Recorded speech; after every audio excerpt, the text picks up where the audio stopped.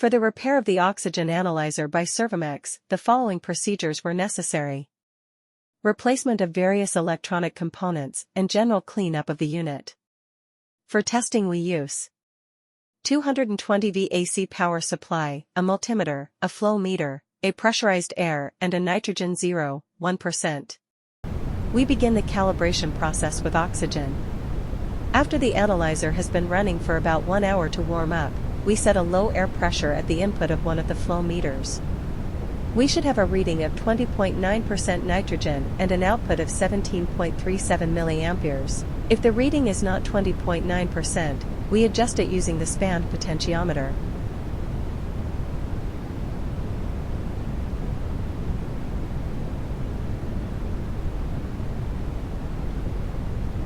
Next, we introduce nitrogen at the analyzer's input.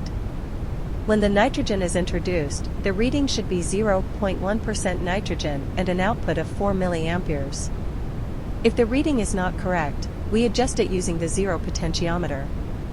Once these adjustments are made, the analyzer is ready for operation and has been properly calibrated.